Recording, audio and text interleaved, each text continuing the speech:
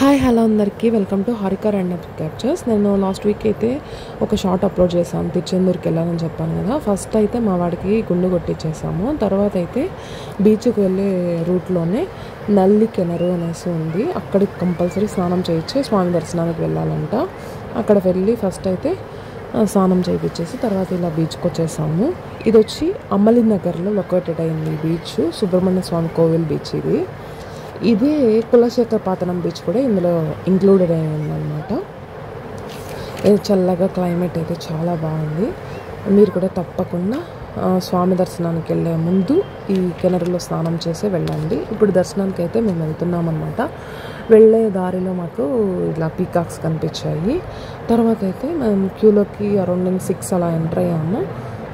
Enter అయితే ఇక్కడ వేలు ఎంత పెద్దది ఉందంటే అది చిన్లో పెట్టుకొని వెళ్తున్నారనమాట.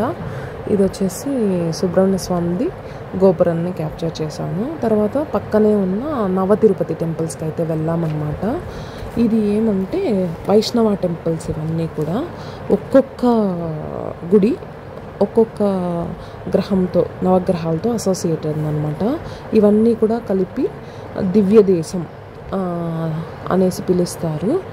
ఇవన్నీ కూడా తమిరబరణి అనే రివర్ మీదుగా లొకేటెడ్ అయి ఉంటాయన్నమాట. ఇవన్నీ కూడా విష్ణు దేవాలయాలు.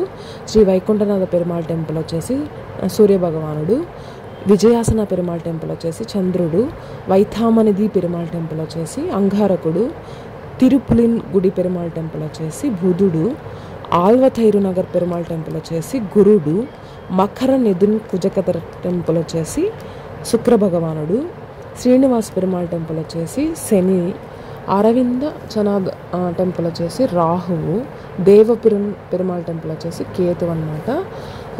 వీటన్నిటితో పాటు మేము వన్న తిరుపతికి కూడా వెళ్ళాము. వన్న తిరుపతి అంటే తిరుపతి ఆఫ్ ది ఫారెస్ట్ అనమాట.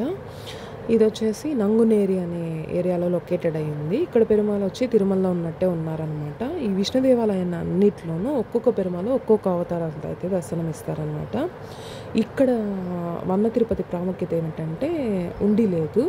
ఇక్కడ వేసిండే వస్తువులు మనం ఆఫరింగ్ చేస్తే అక్కడ తీసుకోబడతాయి అన్నమాట. ఎటువంటి బెనిఫిషియరీ ఉందని చెప్పేసి ఇక్కడైతే వేస్తున్నారు. మీరు కూడా తిరుచెందూరుకి వెళ్ళినప్పుడు ఈ పెరుమాళన్నింటినీ దర్శనం చేసుకొని రండి. అంతే. ఇలాంటి మరిన్ని అప్డేట్ కోసం నా ఛానల్ని అయితే సబ్స్క్రైబ్ చేయడం, లైక్ చేయడం మర్చిపోవద్దు.